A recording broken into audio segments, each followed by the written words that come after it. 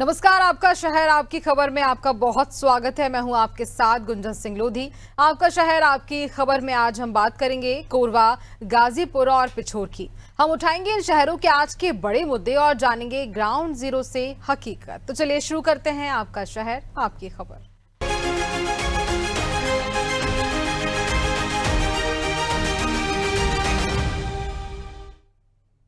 तो सबसे पहले बात करेंगे छत्तीसगढ़ के कोरबा की, जहां 12 वर्षों पहले शुरू हुआ आंगनवाड़ी भवन का निर्माण कार्य आज तक पूरा नहीं हो सका।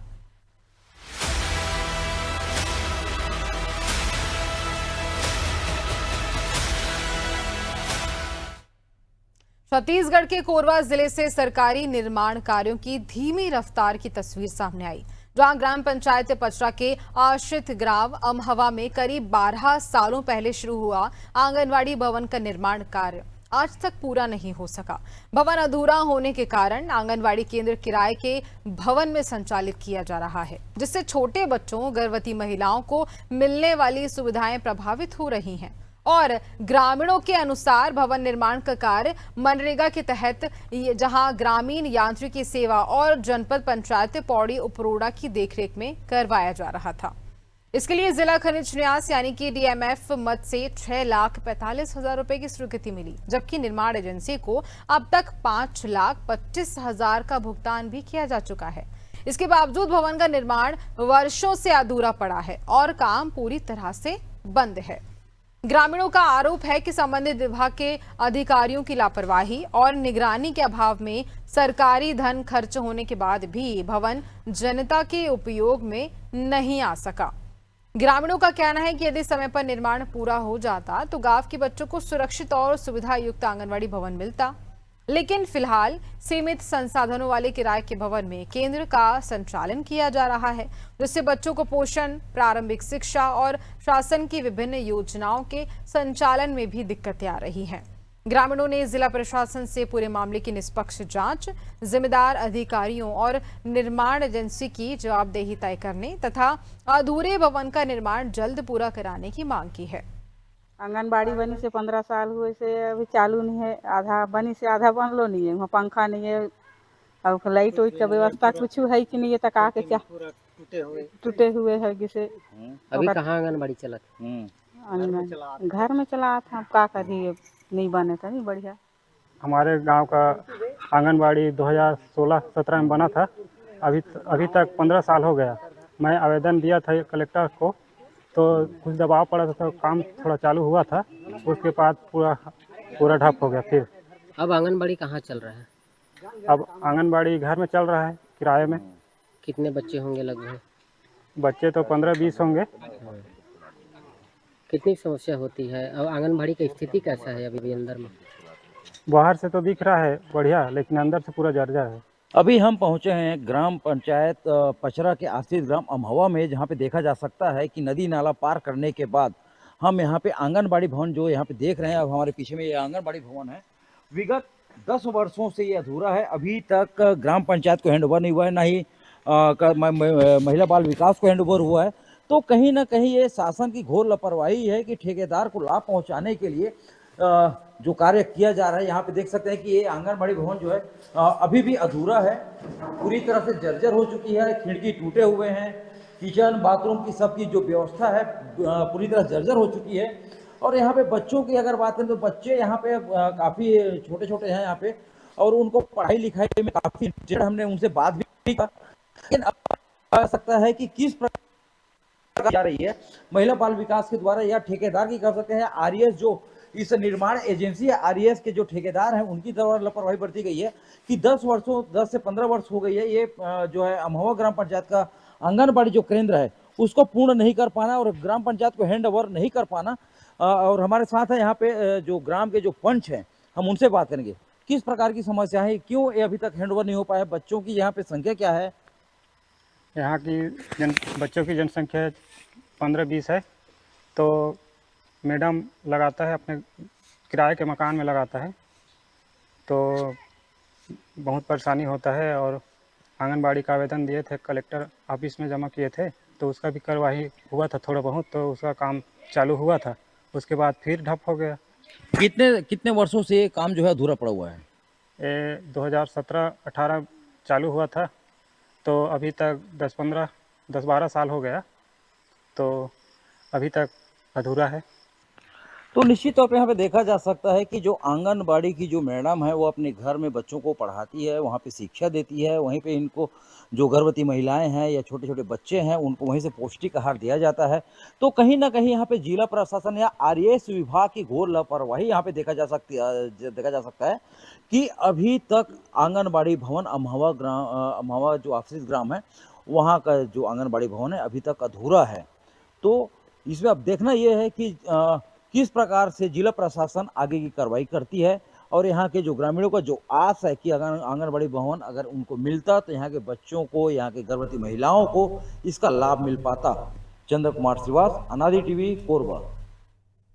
इसी पर हम ज्यादा जानकारी लेंगे। सहयोगी चंद्र कुमार श्रीवास हमारे साथ जुड़ रहे हैं। चंद्र कुमार, तस्वीरें जो आपने दिखाई हैं, इसके साथ ही लोगों से बातचीत भी जब आपने की, तो ये परेशानियां तो देखिए काफी लंबे समय से चल रही है। जब अधिकारियों को कहा गया तो उन्होंने जांच पड़ताल नहीं की, इस पूरे मामले को लेकर कभी निरीक्षण नहीं किया।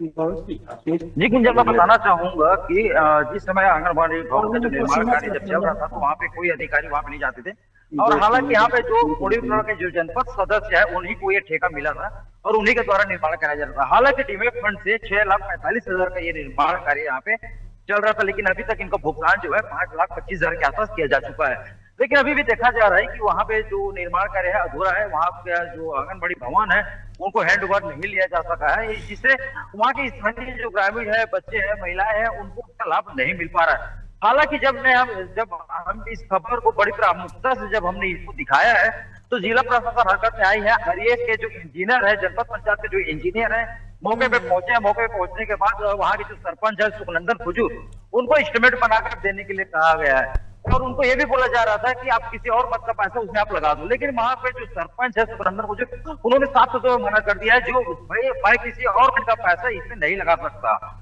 अगर आपको पैसा देना है, जो पैसा बचा हुआ है वही पैसा को आप दो, हम उसमें काम करवा सकते हैं। लेकिन यहाँ पे ये भी देखा जा रहा है कि आनंद फानन में भी जो खबर दिखाने के बाद जो कार्रवाई अभी की जा रही है, तो कहीं ना कहीं अभी खबर दिखाने के बाद जिला प्रशासन और आरएएस या जनपद पंचायत कोड़ी उत्तरों में हड़कंप मच गया है। जी गुंजन। बिल्कुल, और देखिए अब हड़कंप मच गया है, लेकिन अब जो व्यवस्थाएं हैं वही भी करना चाहिए ग्रामीणों के लिए, ताकि सरकार की ओर से जो लाभ मिल रहा है वही उन तक पहुंच सके। खैर चंद्र कुमार, तमाम जानकारी के लिए बहुत धन्यवाद आपका। तो अब ये परेशानी, जहां आंगनवाड़ी भवन कई सालों से बन रहा है और अब तक वह भवन बन नहीं पाया है, उससे भी काफी ग्रामीणों को परेशानी हो रही है। सरकार की ओर से ऐसी योजनाएं चलाई जाती हैं, लेकिन उनका लाभ जमीनी हकीकत तक नहीं पहुंच पाता है। जी हाँ, जनता तक उसका लाभ नहीं पहुंच पाता है और उससे भी जो ग्रामीण हैं वो सिर्फ परेशान होते ही नजर आते हैं।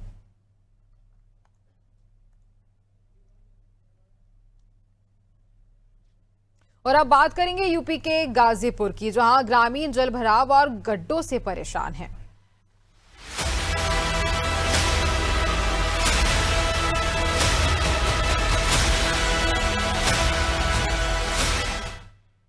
गाजीपुर जिले के मरदहा ब्लॉक क्षेत्र में बरही से बोगना होते हुए धर्मागतपुर जाने वाला प्रमुख संपर्क मार्ग पिछले 10 से 15 वर्षों से बदहाल स्थिति में पड़ा है। करीब 200 से 300 मीटर सड़क पूरी तरह से क्षतिग्रस्त हो चुकी है। बरसात के मौसम में इस हिस्से में जलभराव होने से लोगों का आवागमन बेहद ही मुश्किल हो जाता है। ग्रामीणों का कहना है कि सड़क पर बने बड़े बड़े गड्ढों और पानी भर जाने के कारण आए दिन राहगीर फिसलकर घायल हो रहे हैं और सबसे ज्यादा परेशानी स्कूली बच्चों, बुजुर्गों, मरीजों और दोपहिया वाहन चालकों को उठानी पड़ रही है। जल निकासी की समुचित व्यवस्था नहीं होने के कारण बारिश के दौरान हालात और भी ज्यादा गंभीर हो जाते हैं। स्थानीय लोगों का कहना है कि कई बार जनप्रतिनिधियों और प्रशासन से शिकायत की गई है, लेकिन अब तक सड़क की मरम्मत या निर्माण को लेकर के कोई भी ठोस कदम नहीं उठाया गया। वहीं ग्रामीणों का यह भी कहना है कि यह मार्ग प्रतिदिन सैकड़ों लोगों के आवागमन का प्रमुख रास्ता है। इसके बावजूद वर्षों से इसकी अनदेखी की जा रही है। ग्रामीणों ने चेतावनी दी है कि यदि जल्द सड़क निर्माण और स्थायी जल निकासी की व्यवस्था नहीं की जाती, तब तक वे आंदोलन करते रहेंगे। हालांकि जूनियर इंजीनियर संदीप कुमार ने बताया है कि जहां बरही बोगना मार्गों को विभाग की कार्य योजना में शामिल कर लिया गया है, सड़क निर्माण का प्रस्ताव शासन को भी भेजा जा रहा है। बजट स्वीकृत होते ही निर्माण कार्य शुरू करवा दिया जाएगा और अब ग्रामीणों की नजर शासन की मंजूरी और सड़क निर्माण शुरू होने पर टिकी हुई है। बहुत दिक्कत है, आज तक कोई मतलब यहाँ पर कोई दिखता ही नहीं है। मतलब हमेशा मतलब आगे देखिए तमाम किसी तरह आ रहा है जा रहा है। अब अगर इसी तरह बच्चे सब जाते हैं स्कूल पढ़ने उड़ने के लिए, हमेशा दिक्कत होता है। अच्छा, कोई जनप्रतिनिधि या कोई अधिकारी मौके पे कभी नहीं आया, कभी शिकायत? कुछ नहीं। अच्छा, कितने साल से है खराब ये रोड? बहुत दिन हो गया सर, बहुत दिन हो गया। अच्छा, पानी निकासी की कहीं व्यवस्था नहीं है? नाली की व्यवस्था नहीं है। नाला भी है तो देखिए, नाला उससे ऊपर है, पानी जा ही नहीं पाएगा।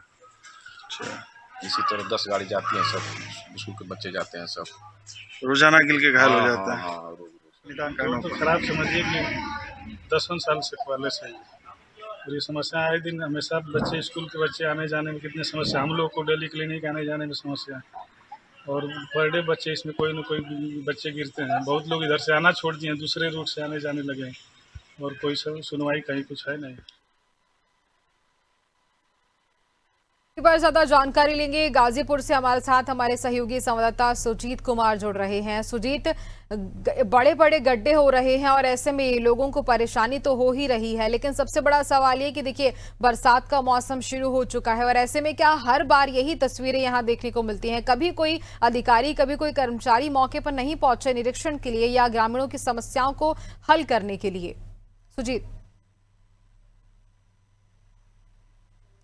सुजीत, आपकी आवाज नहीं आ रही है, अपना डिवाइस अनम्यूट कीजिए। जी, इस समय मौजूद है गाजीपुर जिले के मरदा ब्लॉक क्षेत्र के विधानसभा में, और आप देख सकते हैं कि हमारे पीछे जो जनता खड़ी है, ये जनता इसीलिए खड़ी है कि जो हाईवे रोड के किनारे जो रोड जर्जर हो चुका है, जो 10 से 15 वर्ष पहले इसकी कोई सुनवाई नहीं किया है, इसकी मरम्मत करने के लिए, इसकी कार्य कराने के लिए हमारे ग्रामीण लोग तत्पर है हमेशा, और लगातार कई दिनों से ये लोग धरना प्रदर्शन करने का कार्य कर रहे हैं। इनकी जन समस्या ये है कि यहाँ के जनप्रतिनिधि यह जंगीपुर विधानसभा क्षेत्र में डॉक्टर वीरेंद्र यादव विधायक हैं, और इनको कई बार पत्रक भी दिया गया लोगों द्वारा। यही नहीं, सक्षम अधिकारी जो एक्शन साहब हैं उनको भी कई बार पत्रक ये लोगों ने दिया है, और देने के बावजूद भी इस पे कोई ध्यान नहीं दे पा रहा है, ना कोई अधिकारी, ना कर्मचारी, ना यहाँ के नेताजी लोग। बाकी जो भी समस्याएं ग्रामीणों की है, मैं मौजूद हूँ यहाँ, और इन लोगों से मैं रूबरू कराऊंगा कि किस तरीके की समस्याएं हैं और क्या इन लोगों का कहना है। सबसे पहले मैं अवगत कराना चाहूंगा, नहीं क्या है आपकी समस्या यहाँ पर चलकर? विश्वपाल सिंह, ग्राम सभा बरही। विश्वपाल जी, ये पहले बताइए कि जो आप लोग धरना प्रदर्शन 4 दिन पहले किया था, और बगल में जो रोड है एकदम बिल्कुल जर्जर हो चुका है, ऐसे में देखा जाए कि इस जर्जर रोड के निर्माण के लिए आपने किस चीज को अवगत कराया था? ये जनप्रतिनिधियों से लेकर के प्रशासनिक अधिकारियों तक तो गया है ज्ञापन, कोई सुनवाई हुई नहीं। सर्वे कई बार हो चुका है, लोग कहते हैं कि इस पे बजट भी आना बाकी है, टेंडर होना बाकी है। टेंडर कई बार हुआ भी, लेकिन फिर कोई काम हुआ नहीं इस पे। ऐसे में आप खुद देख रहे हैं यहाँ मौजूद लोगों द्वारा जो कि है बताया गया है कि नहीं, कई बार अधिकारियों को अवगत कराया गया है और वो लोग संज्ञान इस मामले को नहीं ले पाते हैं। बहुत सारे ऐसे लोग हैं, आपको मैं दिखाना चाहूंगा अपने कैमरामैन से कि आप दिखाइए कि देखिए अभी भी यह रोड में पानी भरा हुआ है, इस पानी की निकास के लिए कोई सुविधा नहीं है। यह बगल में स्थित देखिए नाली बनाया गया है, लेकिन नाली का जो भी प्रयोग किया गया है, ये देखिए पट गया है नाली, पानी का निकास इसमें होता ही नहीं है। ये पूरी लगभग करीब 250 से 300 मीटर की रेंज में ये है, और ये अब तक नाली का निकास, जो पानी का निकास होता है, ये पानी का निकास नहीं हो पा रहा है, इसलिए ग्रामीण परेशान है। बहुत सारे लोग ऐसे हैं, जैसे आप बताइए क्या नाम है, कहाँ के रहने वाले हैं?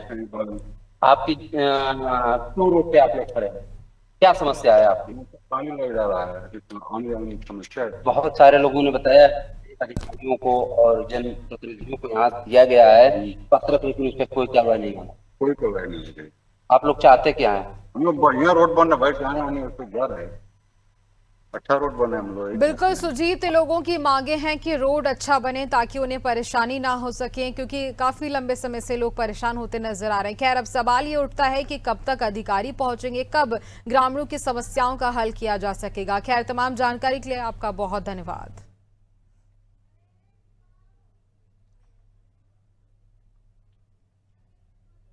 तो देखिए, अब जो तस्वीरें आप देख रहे हैं, जहां कच्ची सड़कें हैं और उसके बाद जब बात करें बारिश की, इस मौसम में काफी ज्यादा और बड़े गड्ढे हो जाते हैं जहां पानी भी जमा हो जाता है और ऐसे में स्कूली बच्चे भी काफी परेशानी से स्कूल पहुंचते हैं। जो राहगीर हैं उन्हें भी काफी समस्याओं का सामना ऐसे में करना पड़ता है।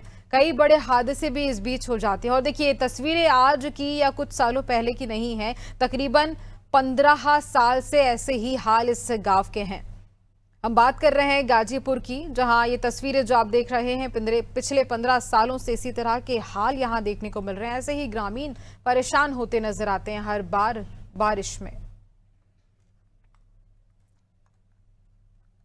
और अब बात करेंगे एमपी के पिछोर की, जहां ग्रामीणों को 2 महीने से राशन नहीं मिल पाया है।